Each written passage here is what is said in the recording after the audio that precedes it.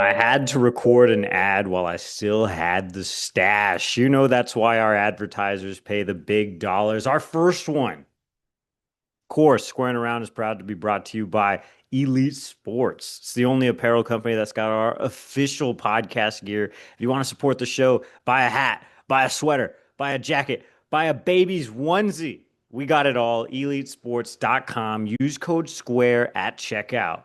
Squaring Around is also proud to be brought to you by Homefield Apparel. Homefield is your one-stop shop to get every team in the entire universe of college athletics.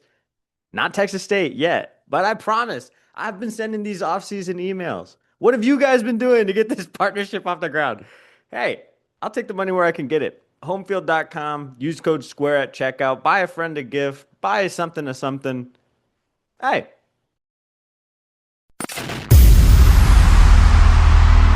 Tired of winning the tailgate but losing the games? We can't help that. But we can tell you what the hell is up with each team and what's going on across sunny San Marcos. Texas State fans, get on your feet. You're listening to Squaring Around with Jacob Rodriguez and Andrew Zimmel.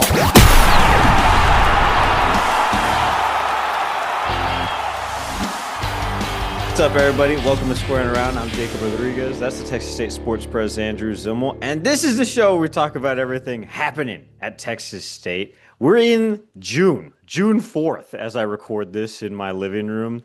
We are in the doldrums, Happy Pride. the doldrums of the summer sports season. Track is still going strong. Football is just teasing everybody on the internet. And we have some business to take care of. Because the inaugural swearing around NIL jars come full circle.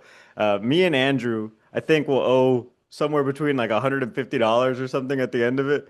Man. Not each, but and then shout out, who is it? Michael Rockpo, who donated $100 to the swearing around jar. Alan at TXST Game Day also donated some money. And yeah. So And shout out to Colton McWilliams, who comes on this podcast every week and swears up a storm to get those numbers up. I know. Yeah. So what I wanted to do this week is kind of go like sport by sport, good thing, bad thing, things to look forward to in the next season. I know everybody probably wants me to start with football, but that's not how we do it on this show. So let's start with the other football, soccer, which I just found out is hosting like 4 Power 4 teams this season, upcoming, starting with Arizona State, actually, which is funny because that's another football thing. So if you weren't paying attention to anything, Texas State soccer last year, it's a really fun team, very young team, though. But they went to what, the semifinals of the Sun Belt Conference tournament, Colton? No, championship final, made it all the way to the final and There you lost go. to James Madison in like the 90th minute. It was like one of the craziest, like it was one of the more thrilling games of the season. But no, this soccer team took some really big strides. I guess this season, yeah, technically this season, if we're going from like 24 to 25, but took some really big strides. And basically what Coach Holman has done has kind of turned this program into being like a middle tier like soccer program to like, oh yeah, this is a program you kind of expect to be at the top of the Sun Belt. You know, that's going to be in the mix to competing for those championship titles, which I think this is what every athletic program should strive to be at Texas State. You know, you need to be in that top tier, like be in the conversation every year to be in that conference title. And I think that's what Coach Holman has really done a really good job of. Yeah, no, I completely agree with that. They were 12-5 last year, Colton. So when we go through the like pros and cons, what you're looking for and what you're not, Jacob mentioned this is a young team. Well, their 2 leading scorers were 2 of the older players who aren't on the team anymore. So they have a young core, obviously, but those 2 leading scorers leaving the program are not going to help when you try to put them into perspective of what they're going to do this year. Yeah, I think, and like I said, I think with all the talent they've kind of recruited that's going to join the team this year, it almost feels like it's not really rebuilding. It's almost like they're reloading to make another big run. And I think when you look at, this upcoming schedule, when you schedule like 4 Power 4 teams, to me, it tells me like you're gearing up, you're trying to prepare this team to make a really big run in conference play and try to get at the very top of the standings when it comes to, getting those really high seeds when it comes to tournament play. Which is interesting because I've always kind of gone back and forth with that. Like, okay, if your non-con schedule is super difficult, does that actually prepare you later in the season? Now, a lot of coaches have said yes, it does, and then you see other coaches schedule cupcakes. So, because you want those wins, you want to amass those points, and you want to keep everybody healthy. So, I'll be curious because this might be the hardest non-conference schedule for Texas State, at least in the time that I've covered the team in the last decade. So, I don't know I don't know how important that will be down the road, but if they can split with those Power Four conference teams and you play in a championship game again next year against a team like JMU, maybe that experience will help you. Yeah, and this is what I Yeah, was looking at too. Like they hosted Colorado State this past year and beat them at the soccer complex, and then they hosted the University of Houston last year as well. Also beat them, and then they went over to Stillwater and lost to the number 13 ranked Cowpokes over there. So that's pretty impressive, honestly, for non-con. yeah, and I think that this is something like you'll see in those interviews with Coach Holman, but like he's adamant of like, yeah, we could schedule these cupcake teams, we can stack up these wins during non-conference, but at the end of the day, what really matters is the conference title, and I think that's what he's more focused on, scheduling these really tough games early in the season, because in the Sun Belt, especially in soccer, it is a grind. Like you're talking about, in a midweek game, you're maybe flying over to Virginia or Georgia or South Carolina, then you're coming back home to San Marcos to maybe play another home game. And so, like I said, he's just, for him, I think from his mentality is like, if we get this team like mentally prepared for that grind in the non-conference season, it's not going to be such a shock to them when they get into conference play, and where it's, every game is just going to be a war. We're talking about like one score games or maybe 1-1 ties. Like every game in the Sun Belt Conference is just an absolute battle. And I think that's what Coach Holman has really that's what he's really developed with this program, is letting them just be in those very tough conference games to really those really tough non-conference games to prepare them for conference play, so that when they do get into conference, it's not going to be like a shock to their system when when the road gets really tough. I'll tell you too, it's going to be nice if they can bring home a conference championship in that tournament, because you look at what the other women's sports have done, softball most famously going and winning the conference last season. Like, and you feel like, okay, if you can bring a conference title back home, you add not only fan engagement, but also engagement from the alumni base and also the athletic administration. Because I know Don cares about all of the sports, but if you're winning conference titles after having a really difficult Power Four laden non-conference schedule, you're going to get more eyes from your AD. Mm-hmm. No, absolutely. I want to move on to men's basketball. I think we'll start there because that's the one I know, unfortunately. But actually, Colton, you actually broke some news about the roster side of things. Caden Gums is coming back, and also Mark Drone, right? Yeah, so we kind of knew that Caden Gums was going to stay. Like I said, this is a, San Marcos born player, played at San Marcos High School, led the Rattlers to one of their best seasons in program history, making it to the regional final.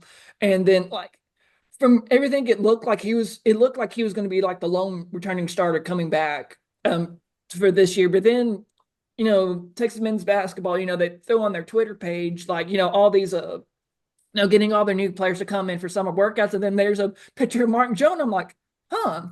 Because like during the offseason, it was reported like, he was entering the transfer portal. And then I saw him send a text. I was like, hey, is Mark Jones, staying for the Bobcats? And got the confirmation, like, yeah, he's back with the team. So I think that's a really big get for the men's basketball program, because that's like another point guard that you can add that's not going to put the load on Caden, And I think we throw the word big get around too much when it comes to the Texas State basketball team. Am I wrong? Like, I mean, I'm happy that we have some cohesion here. I thought you were going to say that we got confirmed that TJ's seat went from boiling hot to just simmering. Well, is keeping a guy that was on your team from last year like a big like rock that you're holding on to, like in terms of like, everything's cool. Clawing your way off the hot seat. I feel like being able to retain your roster is like a bare minimum standard these days. 1,000%. So that's what I'm saying. Like, Especially if why your are we roster fighting? and your season ended up mid, like Well, and then it's like we got the best player from the local high school. What are we, a D3 program? What's going on here? I don't know. Like, Caden is good. I agree with Colton that he is a cornerstone piece. If he goes, I don't know what I would have done. Sell basketball at that point, to be honest. Like, really? yeah, like what are we doing here? Yeah. He's Okay. amazing. He really is really good. The season in totality was disappointing. You can blame it on the Sun Belt being an okay basketball conference this year. You could blame it on the injuries. You could blame it on coaching. Wherever you want to point the finger, it was if you were expecting a C, you got an F on the test. That's kind of how I look at it. Like you were disappointed. This is still a conference that is not very good at basketball, but the way that the Sun Belt plays basketball is very infuriating because, like, I don't know. I feel like there are some good games, some mismatches, there's at least one team that will pop every single year. I think everybody thought it was going to be Arkansas State. Who did it end up being? I didn't even watch the tournament. Didn't matter to me. Yet, once Texas State's out, we are Yeah. So I on to the saw I next saw thing. all of 2 games and that was it. That's funny. No, the way I look at it too with the Sun Belt, it's infuriating to me because they play 90s style basketball, but the tallest player is 6'10". Like, what are we doing? Like, this is very frustrating to watch. And there's the lack of, I would say, diversity in play style. A lot of the teams play very similarly, so it's kind of a boring brand of basketball, and it's undersized basketball. And I know that when we get to tournament time, the winner of this tournament will be a 16 seed March Madness and get clobbered. I think it was Troy who was the Yeah, team that it got was out. it There you was go. Yeah, I because knew like it the was regular in this. season ended like in a four-way tie because Texas State beat James Madison in the final home game of the season that basically forced that chaotic. yeah. Yeah, Yeah, which but is yeah, cool because they did the opposite of what baseball did, which we'll talk about later. But like they started winning towards the end. Baseball started losing. What's up with that? yeah. Well, like I said, with basketball, in a league like us, the Sun, but like it's kind of almost like soccer. Like every game is going to be a war. But when you bank on a lot of seniors who, like, let's be honest, like really had a lot of injury problems.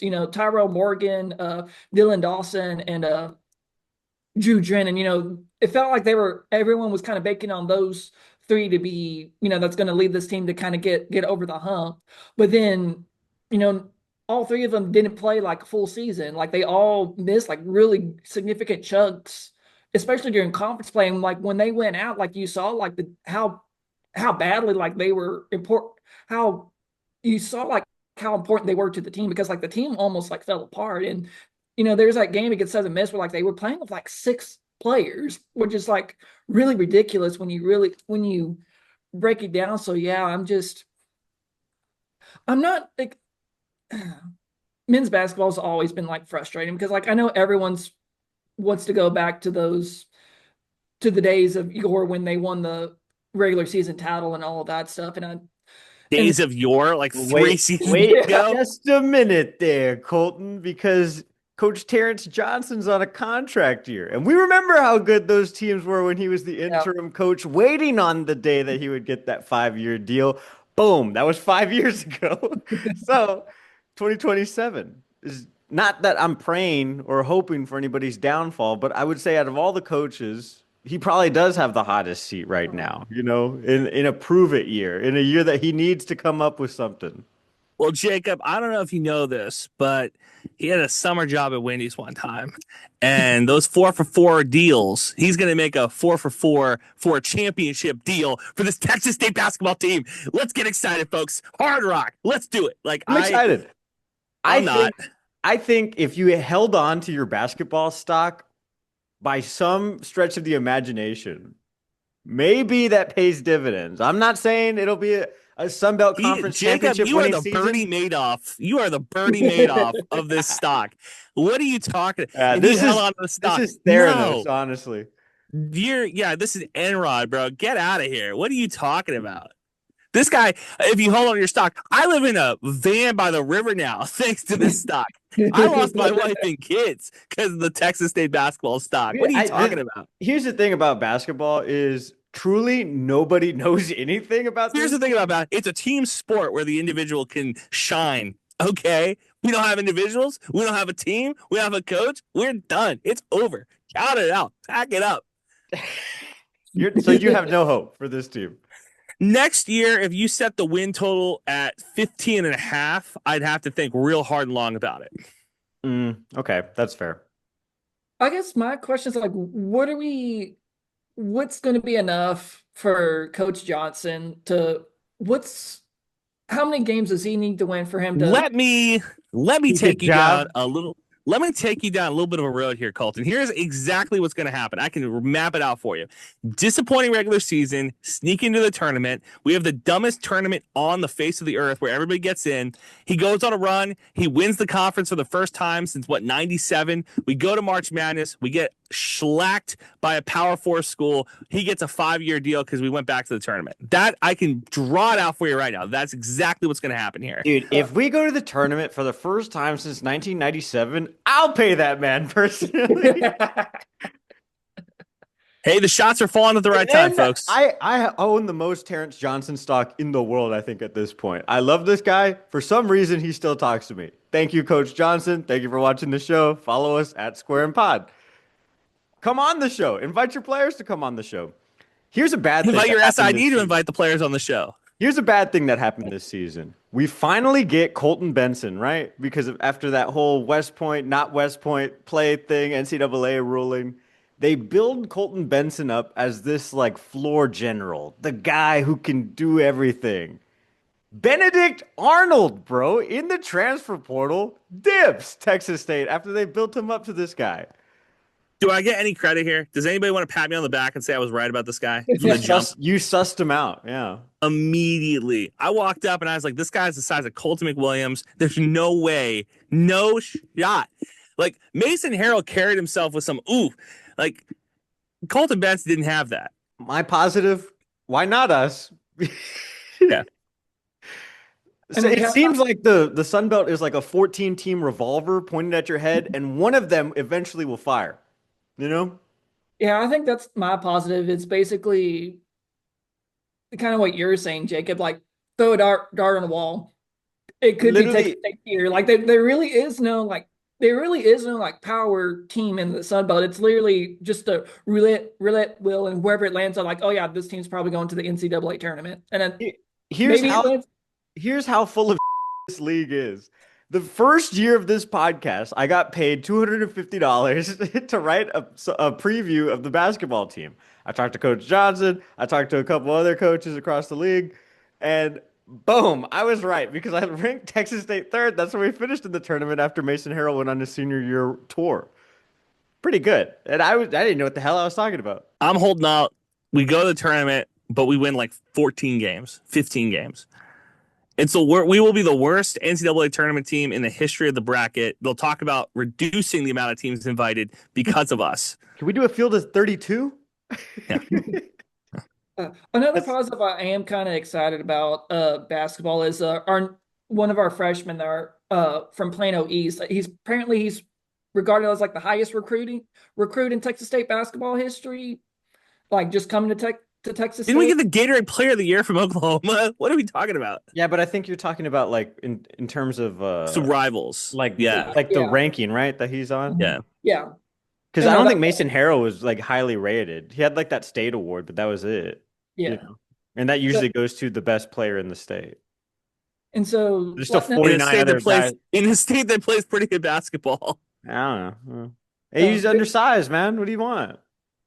It's like you go down those. Trey Young won the award. Mason Harrell won the award. Blake Griffin won the award. You're like, yeah, this award doesn't matter. It's like, okay, news to me. Cool. I didn't say it didn't matter. I'm just saying that's why he's not ranked as high as this dude. No, I agree. I understand what you're saying. Especially for his position too. Because what was he, like 5'8"? Point guard? Yeah. Yeah. Might as well have me out there. We need to bring Peacock on to talk about Harrell. I feel like he had some takes. I need to have Mason Harrell on the damn show. Friend of the podcast, Mason Harrell. Yeah. They shop at the same tall and lean place. You ever heard of Big and Talls? Jacob and Mason shop at Small and Lean. Women's basketball, Andrew. This is where I Shout turn out to my you. girls. Yeah. Shout out my girls. So what the Look, hell happened? the injury bug in the training room is a real thing. I would consider leave of absence if I was a head trainer at this point. You're not doing your job the right way. Obviously, guys are getting hurt. It was a weird year, right? This was the year after Texas State had multiple 6-year and 7-year players because of COVID and because of injury and everything else in red shirts. So you came into this season not really knowing what you were going to get. Also, the transfer portal in women's basketball, it's underrated, it's under talked about, underappreciated. It's like a third of women's basketball players are in the transfer portal. Like they are just everybody goes in and then you kind of shuffle it up and then see who comes back out. What's nice about Texas State, and this is where I will do my con and pro. Last year they brought in some junior college players because the idea was okay, well we'll supplement our recruiting classes with some didn't not work the way that I think they thought it was going to work. I think that they expected a little bit more from those junior college players. Now they've gone out, they've brought in a better high school class, and they're also recruiting players from 4-year schools that are in the transfer portal. So I think that next year it will be a major step up. I think Coach Z has bought herself a lot of equity. And on the Goodwill credit card, I feel she has a pretty good Goodwill credit card score. So I would expect next season to say they're going to win the regular season. I don't want them to win the regular season anymore. I don't care about regular season anymore. I want them to win the conference tournament.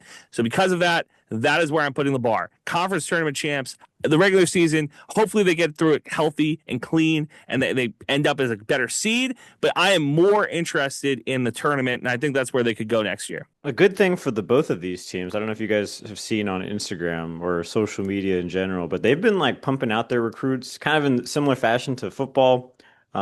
As all these like marketing things get into play, they're pumping out these recruits, they're pumping out these graphics and all this social media content about the recruits. That's good in terms of like where these programs are headed. Remember, we would hear nothing about these guys ever. Are you talking women's basketball or just basketball in general? That's what I'm saying. Yeah. Yeah, I agree. I hear you.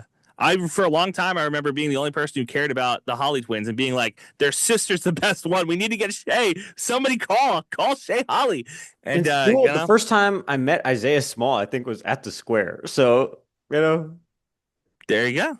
Hey, did you go to the game? What game? What are you talking about? Isaiah Small, nice to meet you. Jacob's handing out business cards. But yeah, no, I'm like you, Andrew. I'm low-key kind of excited for women's basketball. I think I'm excited, especially now that we got another year, Sanaya Berg. Now that now we got going into her sophomore year. I'm excited to see what she's going to be able to do.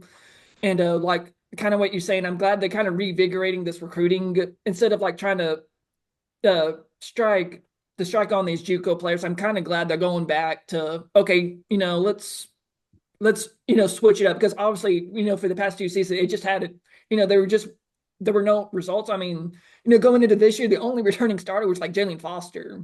Yeah, I mean, and like I said, that's why going into last season, like I didn't have a lot of expectations, because like, well, when you bring only one starter back who had like the most contributing, minutes and points to the team, like I don't know where this team goes. And so like I'm happy to hear that, they were like, okay, obviously this isn't working. Let's switch it up. Let's refocus on trying to bring in a lot of these high school recruits. Let's try to get these 4-year, transfers in for these 4-year schools, try to give them a new place to be. So yeah, I'm like you, I'm kind of excited to see where they take off. And like, especially they brought in a couple of new assistant coaches to the staff. I kind of want to see like how that new blood kind of shakes things up for them. Elite Sports, you got your next shirt, Colton McWilliams. I'm low-key kind of excited about women's basketball. Let's go. Print the t-shirts. Use code SQUARE at checkout. I'm a low-key kind of excited. That's like, it's big. That's huge. It's like that's as excited as Colton can get. Low-key, that's like a 10. Everybody else is like over the moon. He's low-key kind of excited. Whew, watch out. #1 track and field podcast for Texas State, Squaring Around. What's your goals? What's your goals for next year, Jakey, for this team? Dude, My goals are for these guys to keep doing what they're doing, Hey, baby. just keep running fast, baby. Just keep running fast. They're doing Yeah. everything. They got like 12 guys going to nationals. It's amazing. Coach Frazier, back to back to back to back Coach of the Year awards. We have Olympians that roll through here every once in a while. Next year's 2026. What do you Coach think? Merritt went to the Olympics, man. We're amazing. This is what Texas State needs to do for track and field to be successful. Everybody hear that? Nothing. Yeah. Keep going, Wow. baby. Okay. All I right. love you. Oh man. Wouldn't it be special if we kept having like a football player like be like, you know what? I'm gonna use my last year of eligibility on track. This whole Yeah. football thing, it's all right. But track and field is where I want to be. Drew The Donley. C- And shout out to you. the CTE is not worth the squeeze. Come run track. Well, that's what he was like pitched as too. I remember for the football team, it was like this guy is the fastest guy on God's green earth. Check out how fast he runs. And then we could never get him the ball Yeah. because he's so fast. That was the reason. That was the reason. Couldn't the separation was there. Off the line was there. Quarterback just couldn't see him. Yeah. Yeah. White That's Lightning. that, Drew yeah, Donley. yeah, yeah. We pull up the tape and we watch it and we go like, dude, I don't know how McLeod missed him. He was already in the end zone, 80 yards down the field. That's crazy. Shout out to my guys, Aiden Hayes and Kason O'Reilly, who were on on this episode without Andrew, but they both qualified for the high jump, and they were like the first like pair to do that in the same event in all of the country. In like I think it's Man. like 50 years or something like that. But That is one of those bar trivia stats that Colton brings up at Tap Room. He's like, did you know this is the first time that this has happened in like 50 years? Blows minds. blows minds. Yeah, shout out to them. Also, shout out to Chris Preddy. He's the first Bobcat track athlete since 2005 to go to nationals in two different events, going in the long jump and the triple jump. Laura Roberts, someone who qualified for nationals last year in the hammer throw as a freshman. She's going back, and then Melody Duran going in the shot put. She qualified for nationals in the indoor track meet. So I think this is like individual athletes, not including relays, this might be the most we've ever sent to nationals, like in the history of the track program, which is really exciting to see.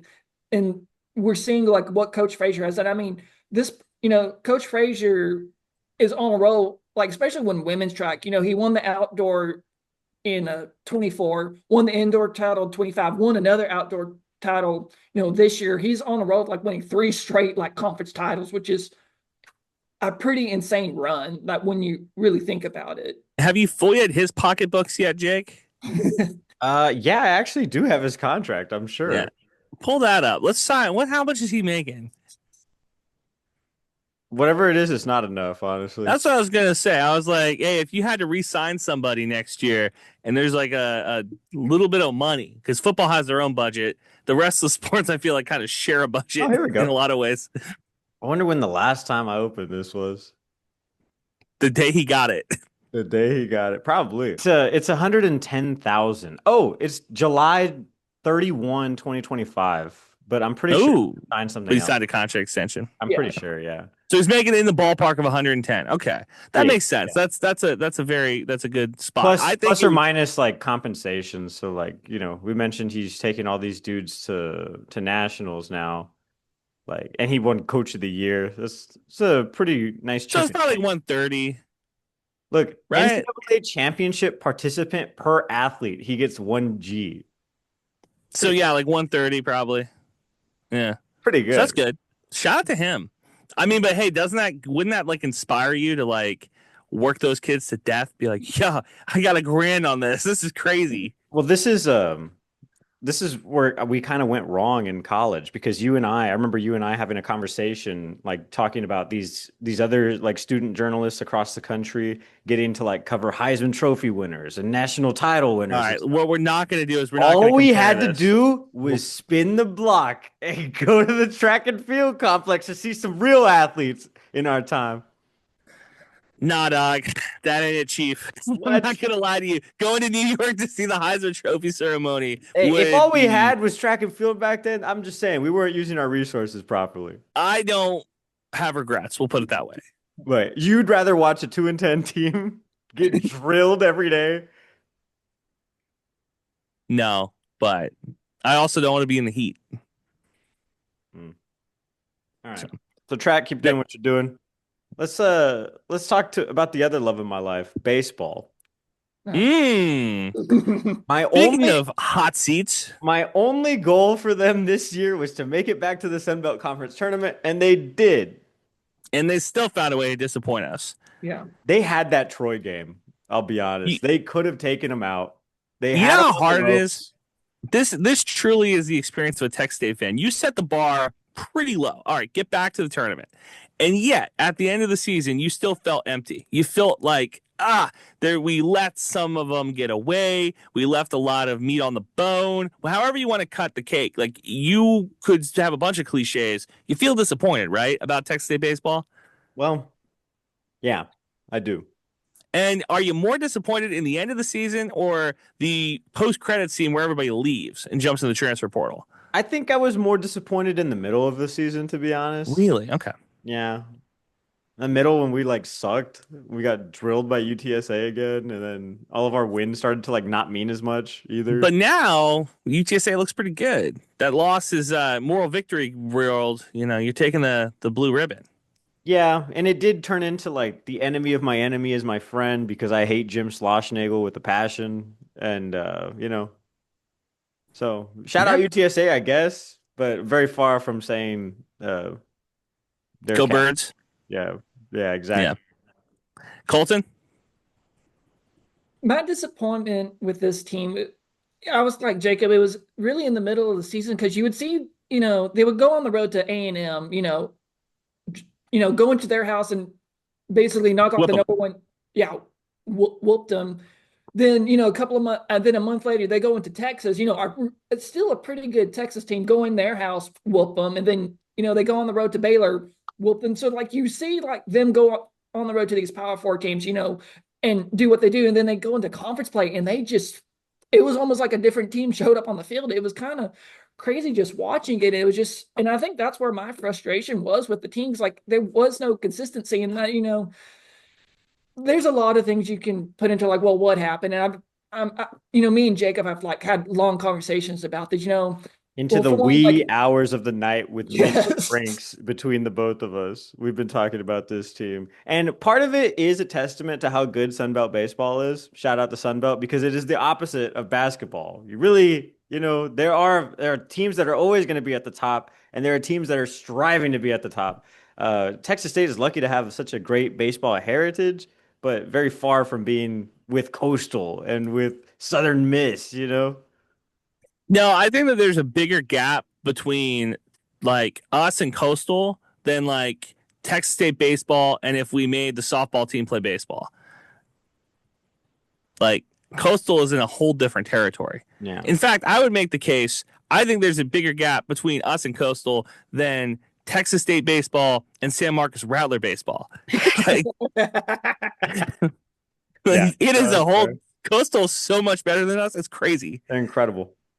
and that's also like another conversation I've been trying to have is like, what does Texas State need to do to be in that level as your Southern Misses in Coastal Carolina? Is it like does the university need to start pumping a lot more money into the Let me tell you, baseball? Colton. I can tell you, Jacob. Can I take this one? You have to develop Tourette's and come on this podcast. That's what it would take for us to get to that level. We would have to have so much NIL money. It's not even funny. Like it would cost thousands, maybe millions of dollars to get to that point. It's crazy. I think Do you like that one, Jakey? once we get that new additions to the baseball stuff, that'll really help a lot. I think Bobcat Ballpark is already very beautiful, but I think we Yeah, need those all the help we additions are can going to get. make guys hit better for sure. Those additions are going to make those pitchers throw 5 miles per hour faster. And one of those is a batting cage, and one of those is a pitching thing too. So I'm not saying. I'm just saying. A I'm looking pitching for thing. A pitching thing. a pitching thing. Yeah. Well, because in these master plans, like it's built up to Mm. be like, oh, Yeah. look at this. But based on the amount of money that gets raised, based on contract fulfillment, you never really know exactly what's it going to end up as. That's kind of why the football stadium looks the way it does right now. Could you imagine Jacob being the contractor to your house? You don't really know what the house is going to look like Well, it's until we because we're put it all together. crowdfunding this thing, man. Does everybody not understand that? Is like this is like Texas State is presenting best case scenario. If we get all the money, if the weather is right, if contractors actually fulfill their end of the bargain, that's what all of this is at the end of the day. Like nobody really knows anything 100% of the time. So back to my take. Colton, start swearing, buddy, because that's what it's going to take.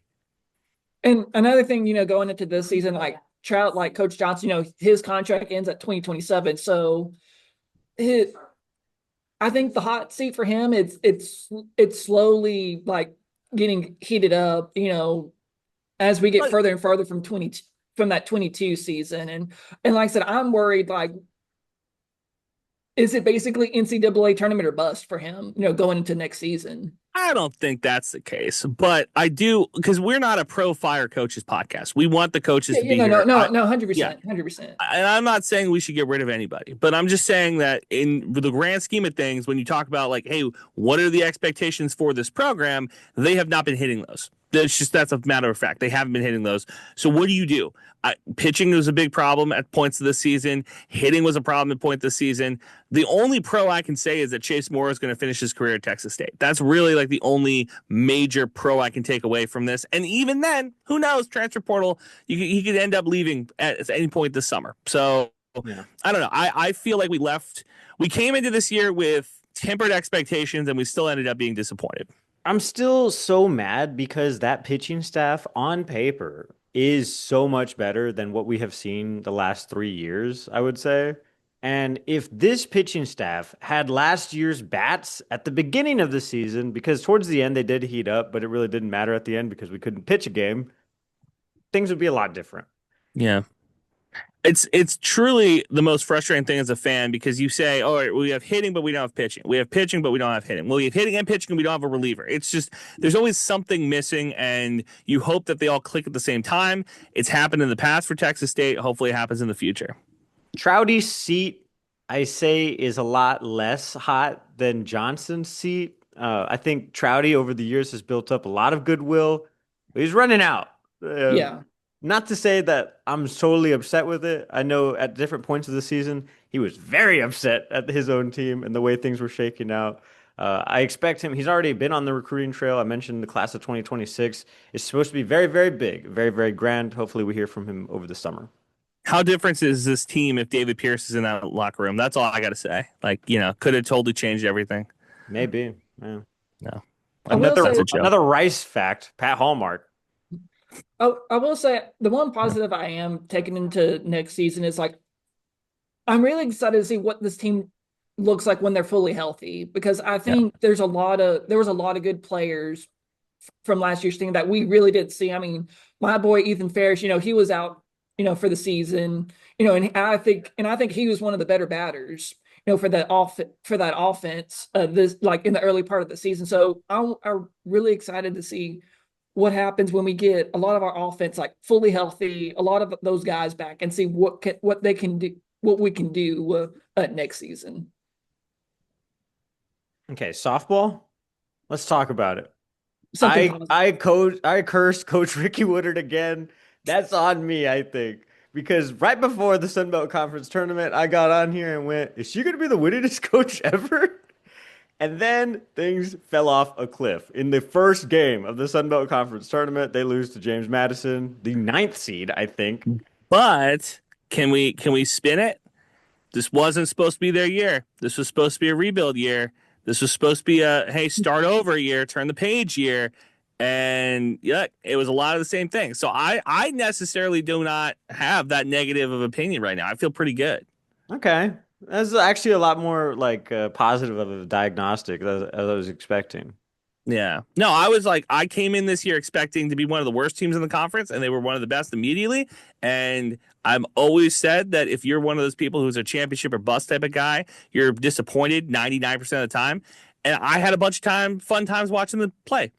And when I saw Louisiana come into town, they beat Louisiana. I hate the Cajuns, so I had a good time. I think And maybe this is just a tribute to how much like David Goggins, like stupid boy, like TikTok, Instagram videos, like my algorithm is like maybe losing is just as important as winning for the growth overall of the team. You know, we I talk. say that every time I think about quitting my job.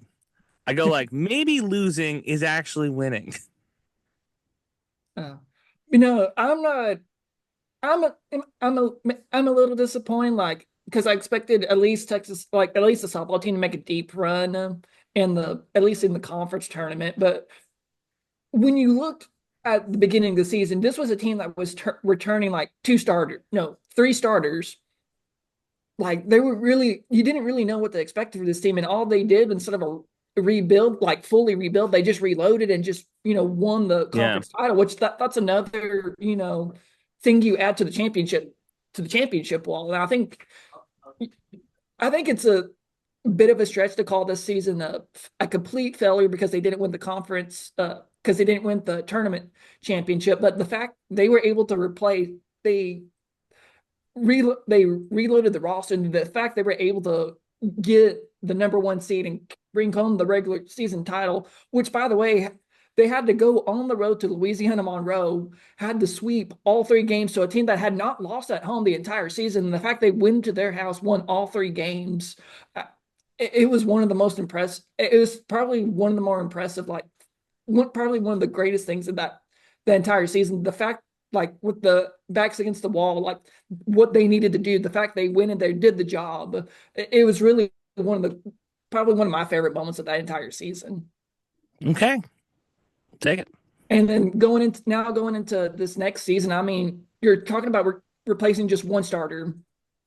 I mean, it's basically the entire team's back, and now they got a chance to actually. Now you're probably going to see for this next non-conference, they're probably going to start stacking up, start scheduling those really big, build up that RPI. And I think they're going to try to make a run to not only win another tournament title, but also try to secure another at-large bid. I'm going to slip something in here. I've been watching the Women's World Series. I don't think these teams are that much better than Texas State's best teams. I think I'm serious. Like Oklahoma's really good, Tech is really good, Texas is really good, obviously, but some of those other schools, I'm like, put Texas State in that conversation. I think we could, we just got to get there and get that experience. Yeah. So I don't know if that's next year, but I hope that's in the future for them. I stand by this Yeah. take that Texas State has always had two really great pitchers in the circle. What if we had a third? You know?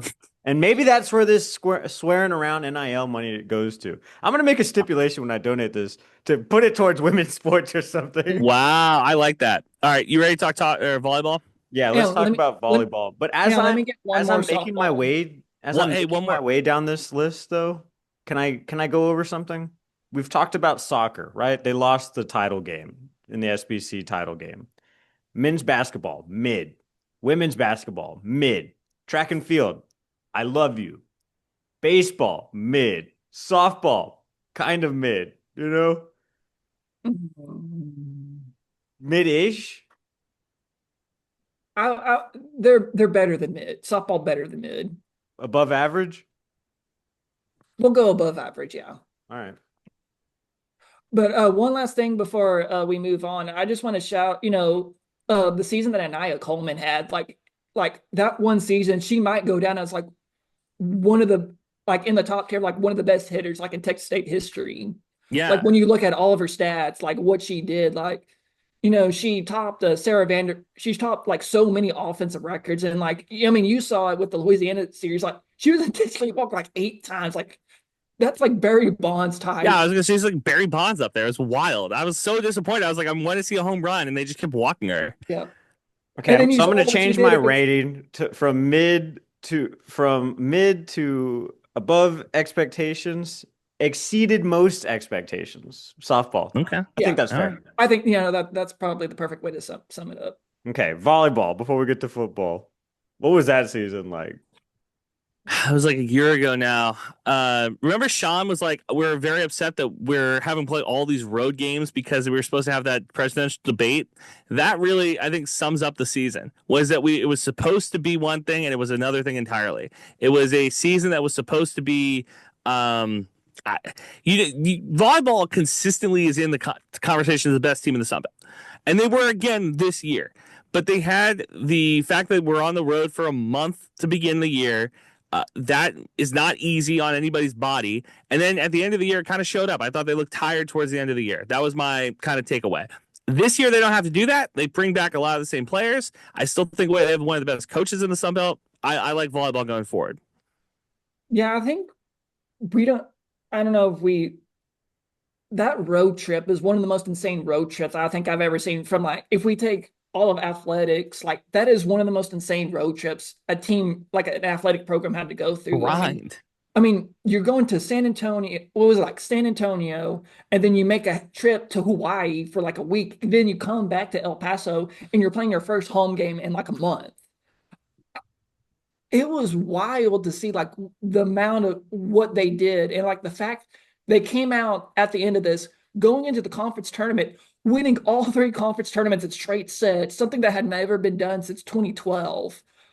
I mean, it was really remarkable what this team did. And Coach Hewitt kept saying it was, this is one of my most talented teams I ever had. It's just we need to get mentally tough. And like I think that road trip really improved like their mental toughness to where when they're going into when they went into the conference play, like they were ready, like they had already. Yeah. And like the fact this team only loses like two seniors from it's like softball. They lose two seniors. This team has a chance to repeat again and try and make another run at the NCAA tournament. And when you look at their schedule that was released, there's a pretty good chance they're going to have like a really high RPI because they're going to be going to UTSA, going to UTRGV, and then they go to the Stanford tournament, which they're going to play a lot of high quality volleyball teams. My hope is that UT volleyball struggles so that we don't have the Austin regional and we can go anywhere else because it seems like going to Austin has been the death sentence for this team. Yeah, and it's funny, last year they actually were kind of blessed. Like they didn't even go to the Austin regional. They got sent up to the Dallas regional up in SMU. Like I think for this team, it's kind of the next step for this program is like I think they need to find that conquer that next hump. It's like win some NCAA tournament games. I mean, that was the big bear for like a long time was, that was the biggest pock on Karen's record was that she never won NCAA tournament games. Yeah.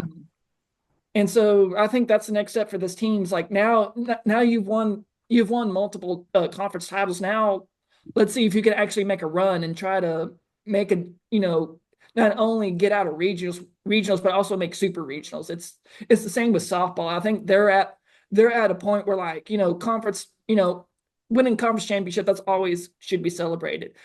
It's now, can you take that really big step, make a really deep run in the NCAA tournament, and actually establish yourselves like, we're not only just the best in those Sun Belt Conference team, we're now one of the best mid-major teams. And I think that's the next step for these two programs for both softball and volleyball. Can you take that next step to be like the best mid-major, like in your individual sport? It's hard to say anything bad about two teams that are very consistently good, who've been kind of bankrolling the rest of these spring sports as they chug along sometimes too. I think at one point this season, I was so fed up with baseball towards the middle of the season. I was like, if you're not watching softball just to make yourself feel better about this entire situation, you're wasting your time. Yeah, and that's what was making me mad because like so many people were like complaining about, oh man, this baseball team sucks. Like this is so miserable. Like I came so close, like walk your butts like 90 feet over to the softball stadium. Go away. There's an incredible team right over there. Oh. Terrible. Okay, let's talk about something everybody wants us to talk about by now. If you've made an hour into the pod, by the way, hour into the podcast, we will finally talk about football. Expectations relatively low, I say, in comparison to last year, especially when expectations were like sky high for this team in GJ Kinney's second year.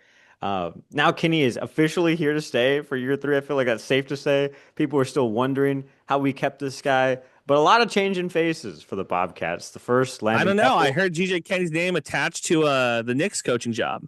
I don't know if you guys heard that. Yeah. Tom Thibodeau. Yeah. I think, a lot of new faces. Landon Keppel, offensive coordinator. Dex will be in his second year challenging Colton McWilliams in Pick'em. And I think it'll be a lot of fun, but pretty much tempered expectations from this year to last year. I really don't know what to make of this team because we haven't seen them really at all. Considering last year, I was like 12th spot in the playoffs, and now this year we're like firmly like 7-5. Like, can we win 7 games? It's a big difference. And considering that last year Arizona State came to town and we chalked that up as a win because we didn't know how good Arizona State was going to be. They go to the playoffs. They almost go to the semifinal or the semifinal. I mean, you consider last year that they were on the ropes against Texas State. You feel pretty good. I don't think that's going to be the case this year when we go to Tempe. We went down the record. I think Jacob, we both said like we're 6-6, right? Like this is like a 7-5 type of season. We feel pretty comfortable saying that. Yeah. I don't know who the quarterback will be. I don't know what the offensive coordinator is going to look like. I miss Mac Leftwich already. I know the Barbers in town miss him as well because I guarantee that guy was tipping pretty well. We do not know anything on June 4th about Texas State football, except that the Sun Belt Conference has a couple of big juggernauts coming back. The fact that Southern Miss, who's in the West, has essentially stolen Marshall's football team and brought them down there. So that game is not going to be a pushover game. You don't know a lot about the team. You don't know a lot about the conference right now. And we're not going to know for another month. It's been so frustrating. Like the fact like we weren't able to watch a whole lot. Like in fact, we didn't even see the team during the spring during spring practice, and the fact we only got to see him during the spring game, and like there was not much you could really take away from that. This team really is a mystery, but in the West Division, like you could say it may be wide open because Louisiana's having to replace a lot of players. Like you could say Southern Miss may be the favorite because like they are importing the Marshall team to that conference. So it's really going to depend on like how this team comes out against Eastern Michigan in that home opener, because Eastern Michigan is no pushover. That's a really tough MAC team that's going to be a hard-nosed team from the MAC. I'll tell you what you're thinking. You're thinking, I don't care if we lose every game. If we beat UTSA in the Dome, season's a perfect season. If you beat UTSA in the Dome, then that's really the biggest storyline here is that like, hey, Traylor and Owens now in year number 2 with each other. What does that look like versus Kenny, who's going to have his 3rd quarterback in 3 seasons? Like it's going to be a difference maker, I think. I mean, I think the one positive I am going to take into the season is like I'm really excited about this running back room because like we do have some really good. I think we've got 3 quality running backs. Obviously Lincoln Perry. I don't know if he's going to be I think he's probably going to be sharing the load with Terrence Burgess. I think they're going to be a really good 1-2 punch, and then adding Jalen Jenkins in there, so someone that we might finally get to see like how he does now that he's had a year under the system. I think I'm really excited about those 3 running backs. I think I'm now 3 for 3 on picking like a different running back that I fall in love with that really doesn't matter to the program, like in general. I think last year was Denario Davenport, or if it wasn't last year, it was the year before. But I was the biggest Denario Davenport like advocate in the world. And this year, it's that kid from UNLV, the transfer from UNLV. He's like 6'2", he's 250 pounds or something. I like him. What does that say about me, I guess? And I'm also really curious to see like I think this will be the first. I think this really is the first season. Kenny's is not having to rely on all of his incarnate word recruits he brought over from over there. This is really going to be the first season we're actually going to see a lot of his high school recruits that he's been stocking up for these past 2 seasons, and now they're going to finally get a chance to really shine and get to thrive in those roles. 25 is the official KC, the Kinney class. High school athletes that he got to talk to as they were sophomores. And so this will be interesting. And so I'm really excited, especially in that wide receiver room. I think there's a lot of underrated wide receivers that I think, especially Jordan Martin, Kylan Evans. I think those are 2 wide receivers you just kind of kept hearing about in spring practice. I think they have a chance to really have 2 really big breakout years for this team. So, like I said, I'm just curious to see with all this high school recruits he's been stockpiling for these past 2 years, how do they kind of insert themselves into this team, and how do they kind of, I guess, try to continue consistent success the football program has had over these past 2 years. Can I ask you a question I already know the answer to, Colton? Okay. Like, do any of the names on the roster matter at this point in June? Or are you still expecting big portal additions? Maybe not big, but consistent added through the summer. I to be 100% honest, I bet you we see like a couple more like portal, summer portal people that kind of trickle in. I mean, I'm kind of like you, like I don't think anything really matters until like we see the fall roster. Like until I see the fall roster, I'm like, okay, cool. This is who we need to focus on. GJ Because like Kenny is doing the monster mash. He's adding the portal people eaters. Look at mhm. that. Boom. I was really proud of that. I wanted that in this show. But when I look at this Texas State schedule, there's a lot of toss. I feel like there's a lot of toss-up games on this team. I think the three big challenges on this schedule. I think the UTSA game's going to be a really big challenge. The Arizona State game is going to be a really big game. Is going to be a big challenge, and then I think that James Madison game on Tuesday. I think everything else on that schedule is a toss-up. And if the team, I think this could be a team that struggles early, but then midway through the season they actually hit their stride and go on a really big run. I guess that's kind of my prediction. It's like they might struggle early, but then there's going to be a point in the season they just kind of find their stride and they just rip off like a 6 to 5 game winning streak, and just continue going back to bowl games. Now, 6 game winning streak. Like I said, it's possible. will you have your heart broken? Yeah, so it's a Skyfall. What are we talking about? That's crazy. Colton, will you have your heart broken if we end up back at the First Responders Bowl? Not really. I mean, like, Repeat, we're all right. yeah, like I'm not going to be disappointed. I mean, it's not like we're getting shipped off to like Mobile or Birmingham. It's like, hey, we can make another trip up to Dallas. I mean, Yeah. Can I I'll tell can you I what, the just say second we do get shipped off to a bowl game like that, you ain't gonna see us there. yeah. can I just say that I was with this team when they were 2-10. I will never be disappointed in going to Dallas, Texas for a bowl game. Facts. Yeah. If this is mid, sign me up for mid. Here's what I want. Three-peat it, UTSA. I want to see Oh yeah, UTSA in no. the First Responder Bowl. That's That would what I be want. a bloodbath. Yeah. I don't care. Like if we're 7-5 again and we lose to UTSA in the regular season, but we get them in the bowl game and beat them there, that's fine. I'm here for it. Also, year one at the First Responders Bowl, right? Crowd rush got in. Year Yeah. two, guys were getting escorted out. Yeah. They were on their P's and Q's.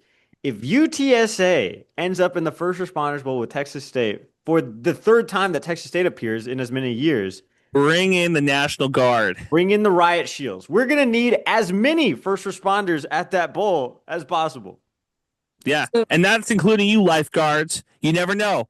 You never know. There might be a puddle. Somebody falls in. All right. Watch out. So I don't think a bowl game with UTSA happens just because. Well, Yeah, I know. Way to just bring that one because- down. Well, here's what I'll bring up something better. I don't think the bowl people, when they put a bowl game together, I don't think they like having to do another rematch like between like two teams. A game that would really excite me if they put Texas State versus Sam Houston. I think that one would be like if you talk That's about. just for you because those guys hate you. Oh yeah, they absolutely hate my guts. Hey, the Colton McWilliams Bowl. Cool. All right. Glad we got that one. The rest of us want UTSA, but Tyler Sheridan over here gets the Sam Houston State. So if he's happy, all right, we're good.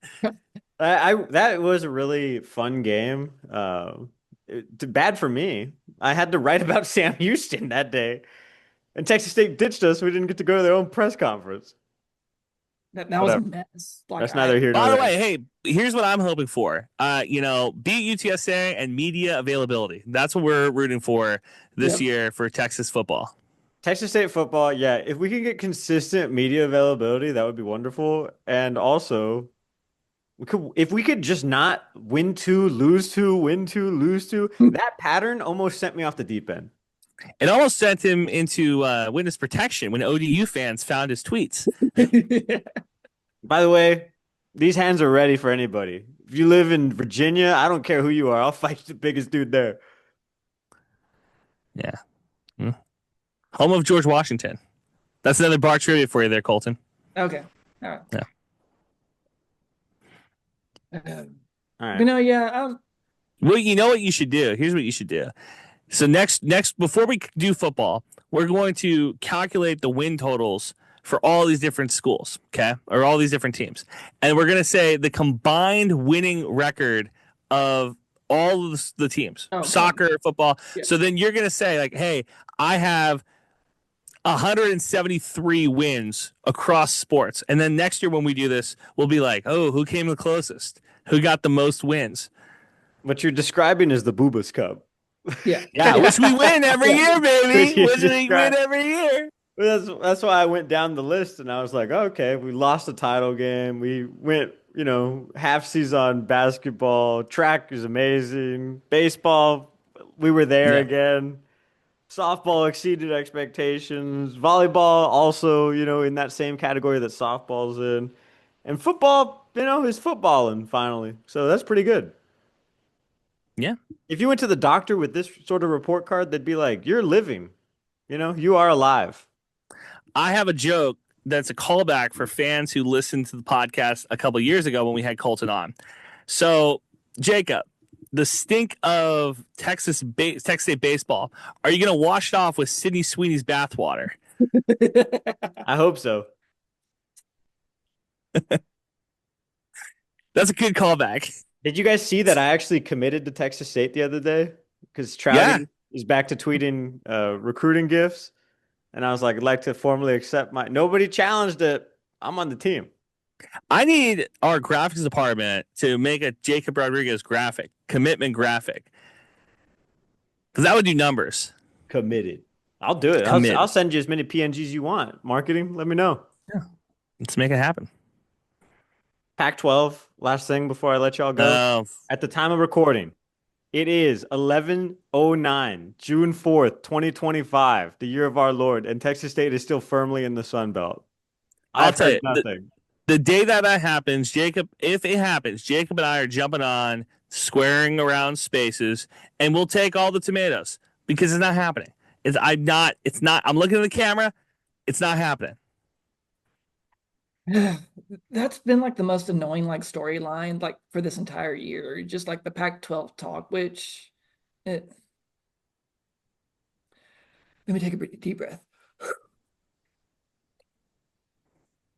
I personally don't think joining the Pac-12 is going to do a lot of good things for Texas State because for one, I think Texas State is perfectly fine like being in the Sun Belt. I think to me the Sun Belt is the best athletic conference. I think they just they just need to find more ways to get more revenue money and try to elevate it. I think the problem with the Sun Belt is like the Sun Belt acts cheap, and like if they want to be the big boy especially in the mid majors, you need to you need to swing your figurative what like on the table and Uh-huh. start acting like a big boy, you know? Can I make a comparison that I think Colton will appreciate? The Sun Belt is a very good conference. The Pac-12 is like 1923, the spinoff from your favorite show, and Yellowstone. They're 1923. It's a good idea, right? It's a fun idea, but in reality, it's not very good. That's kind of what I would say the Pac-12 is. To me, this current iteration of the Pac-12 with Oregon State, Washington State, Boise State, all the teams, it reminds me a lot of the Mountain West Conference when there was Yeah, BYU, Utah, and TCU. That's what it's really reminding me of. It's going to be a good conference, but you but if know. you remember, it was like remember TC was just running the table. They won like 30 straight games. Yeah. So what are we talking? Like, what are we excited for? Like, let's I feel relax. like they should name it something else because they're not the Pac-12 to me. That's Well, the, that's just the a reason heritage brand at this the, point.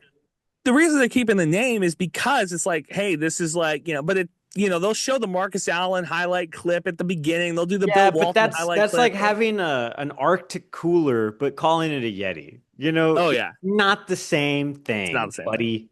No, 100% no. So And I don't understand like why all these Texas State fans get so mad about, when you zag from like the Pac-12 conversation because like it seems like everyone's so desperate to be that Pac to join the Pac-12 and like because I think everyone's in the same boat. Like everyone believes Texas State should be its goal should be it should be the highest like one of the best mid majors. Like it should be on the level of like your Memphises, your your Memphises, your Boise States, like, and back before then, your Central Florida, Cincinnati's, and Houston's. I think everyone is in agreement that that's where Texas State should strive, and I think that's where they should be.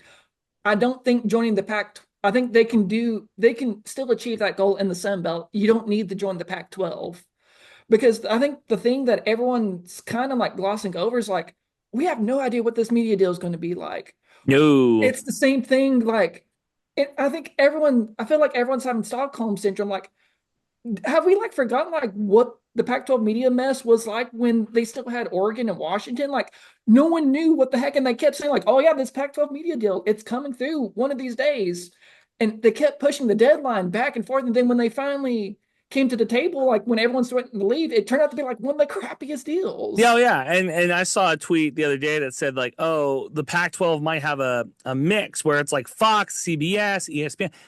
I want them all in one spot. Just give me ESPN. Let me have all my games on ESPN. ESPN Plus or give me death. Also, I saw a lot of Roadrunner fans complaining that game was going to be on ESPN Plus. I understand why they would want it on like ESPN2 or but still, it's not the worst thing in the world. We live in a reality right now where athletic departments are streaming games on Facebook Live.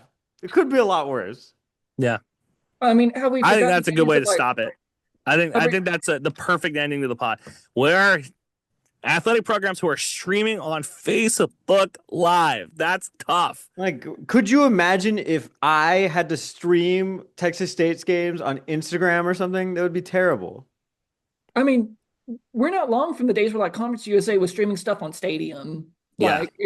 Like you heard it from like UTSA and North Texas fans. Like, if you really wanted to watch a game, you had to like stream like Stadium, which was like, I think in the same way that like coaches are now like being like, this school's not paying me enough, I'm a millionaire. Like, what are you talking about? The same way that like athletes are like, I already have a full ride scholarship, but I want $1 million. I'm gonna go to this school. Like the same way that fans are like, when ESPN Plus, I wanted to be on the big channel that nobody watches because ESPN just does podcasts now. Like, it's stupid. Like, we are straying so far from the path of like football and baseball and even soccer and all these other things that don't really matter. It's like, what the hell are we talking about? Are we even talking about sports anymore? and also like we're still early in the season. Like, by the time we get done with the Eastern Michigan game, there's still a good chance like this game gets elevated to ESPNU and ESPN2. Like Yeah. We're These not schedules are made to be flexed. Yes, yeah. So like I don't understand like people are. I don't know. And you announce the initial schedule slate for one headline. As soon as that game gets flexed, guess what? You get 400 more. It's insane.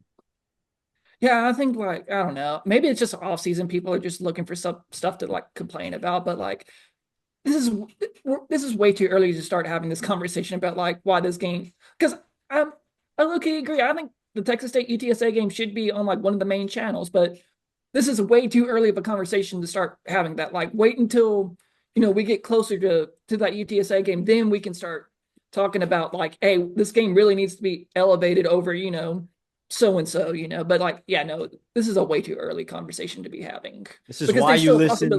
This is why you listen to Squaring Around. We're not just going to read you a roster, read you a list of transfers. Oh boy, I can't wait to watch this guy work out. We're going to tell you how we really feel about things.